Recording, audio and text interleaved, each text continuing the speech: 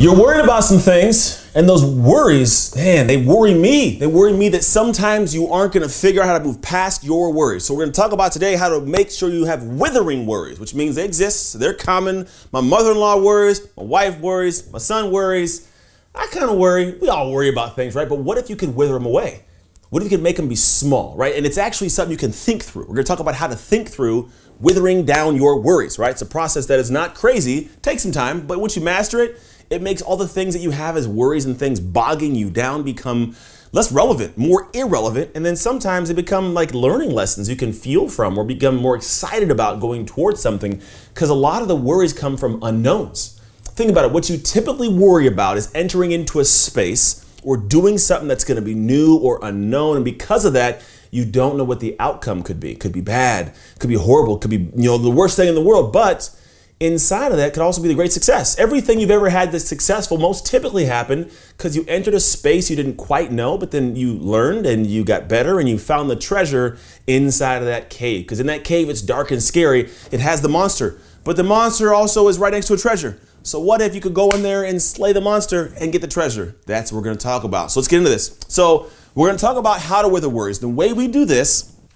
we actually think about what the worries are. Like we put them into our brain and say, I'm going to actively think about this. And this is what we talk about in terms of the worries. It's there's known worries and unknown worries. What if this goes wrong, right? The what ifs. Now, you know that you could be worried about losing money in something. You know you could be worried about having an issue with a worker, right? But what if the unknown worry is like, man, I don't know if this could be happening, but what if I get an opportunity and I have more money and I have more eyes, and what if people see me and I mess up, right? That's an unknown worry. You don't know if it's going to happen.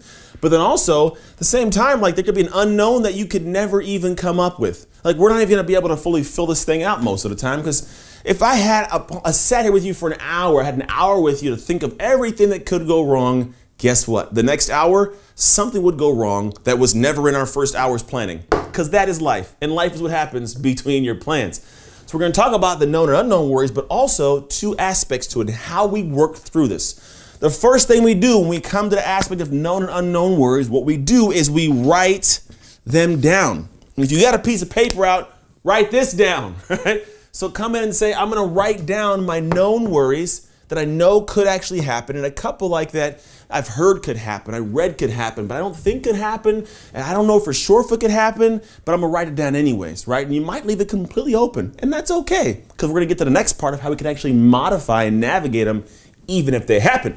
So now we have the known worries. You write down, what am I actually worried about? And you go in here and write these little things down, like bullet point 1, 2, 3, and then 4, 5, 6. You write it in there. And if you have some, write the unknown ones. Now what, Ant? I got these worries written down, and I'm just worrying about them. What do I do, right? There's a book, and I believe it is called Power of Habit. I believe it's somewhere in my books over here. I'm not seeing it at the moment, but it's a book called The Power of Habit by Charles Duhigg. Oh, found it. I think it's within this book. I'm not 100%, but I think it's inside this book. And it talks about how some people, when they're developing, like they post, like I want to say it's elderly homes, post hip surgery, they have to go from their room to the front of the office, the front of the building, and see a visitor.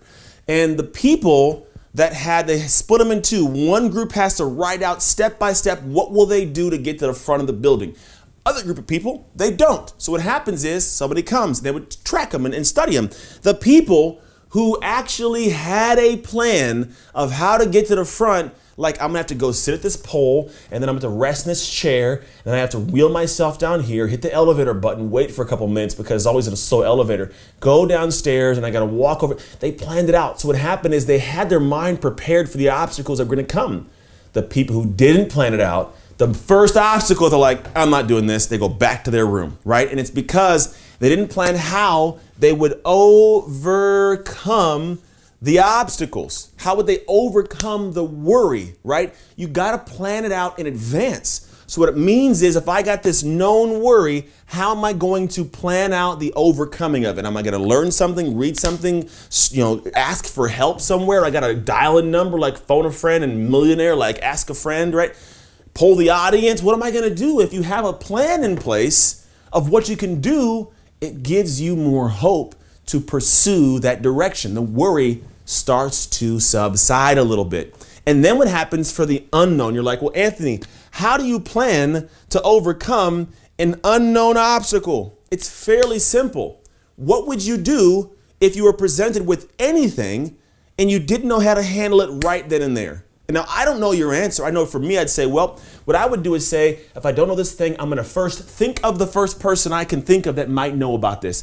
Then I'm going to call that person. I'm going to ask for their help. I'm going to do boom, boom, boom. That's all you need when it comes to overcoming the unknown obstacles. Have a plan of how you'll overcome the situation because, like I said earlier, life is what happens between your plans. Now, realistically, what you would do in this area here, you need to have prepared to do in this area here because no matter what plan you create, it's going to break.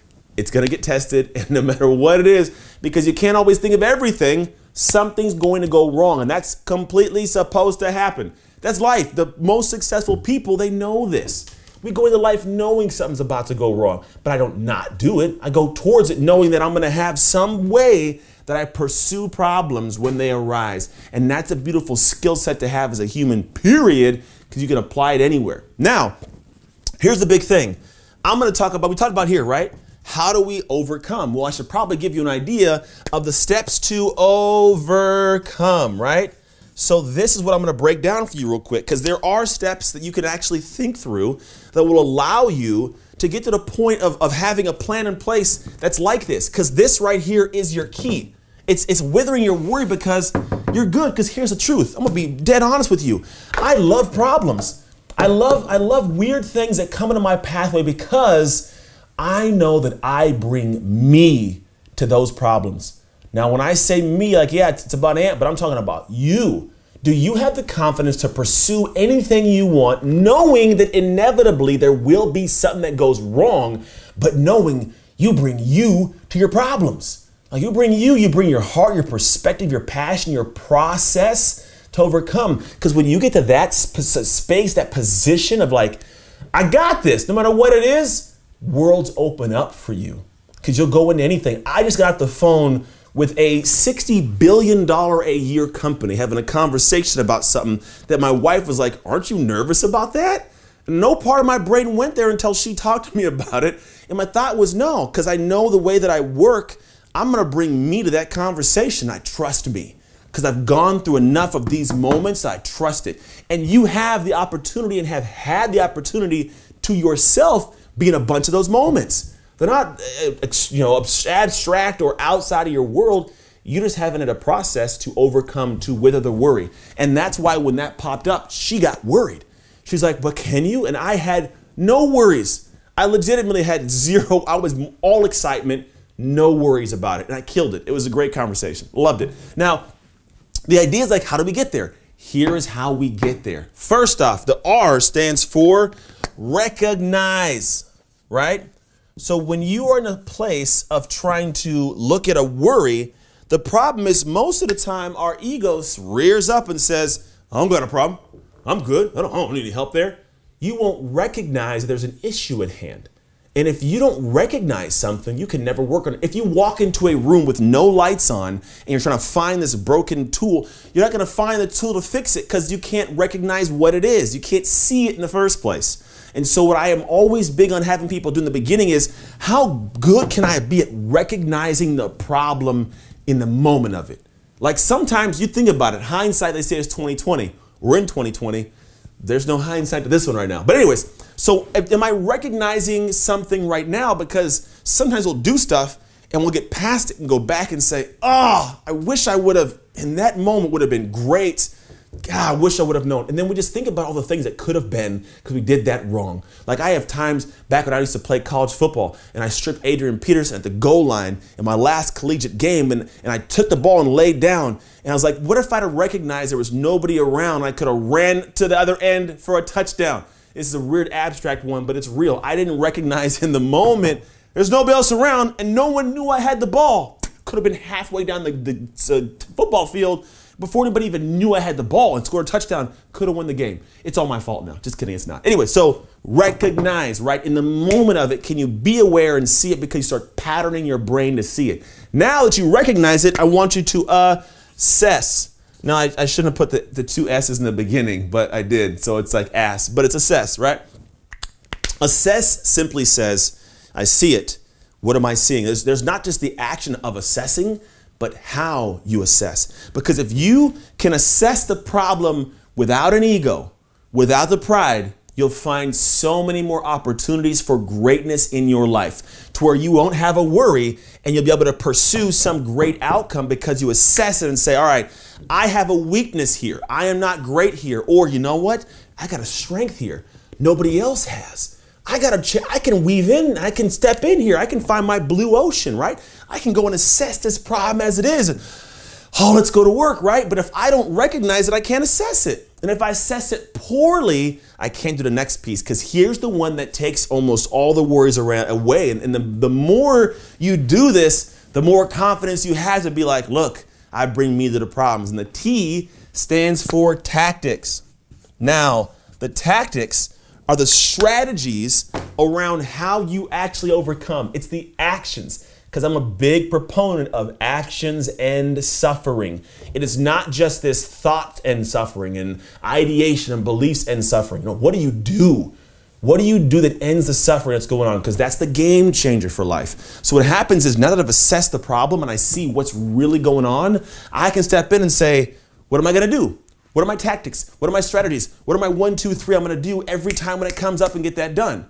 Now, the thing is, the more you do this, the more you can recognize things in the moment of them and assess them correctly. Sometimes take outside assessments to formulate and structure how you assess situations, coaching, guidance, whatever it might be. You can then start looking at other tactics, or you can start assessing and have other people tell you the way that they have tactics. And now what happens, you start building this backpack full of tactics and strategies, and guess what? You realize that you're about to walk into this room that has a couple of things that got to be fixed, and you have every tool in your backpack that you could probably ever need. Are you worried that you're going to be able to fix it? No, because you have the tools you need to overcome it in the moment. You got a big backpack full of stuff because you continue to keep recognizing, assessing, and getting more tactics. Fill it up. So then this thing right here literally becomes the fact of where I have no more worries. Like, I got a bag full of stuff and the worries wither away. So if you're at a point in your life, in any shape, you're like, man, I'm worried about stuff, I'm scared of things, I have fear towards things. You have fear because you don't know how to wither your worries down. You don't know how to go through a process of writing out the things so they're tangible in your face, thinking about how I will overcome them before I approach them. And then if you do approach something that's unknown, you can go down and start saying, let me still pull out things from my bag and go attack it. And I can trust going into this that even if I've never accomplished it or encountered it before in my life, I got a tactic that'll work. And if I don't, I got a process to find the tactic. And that is how you win. That, my friend, is how you make shift happen.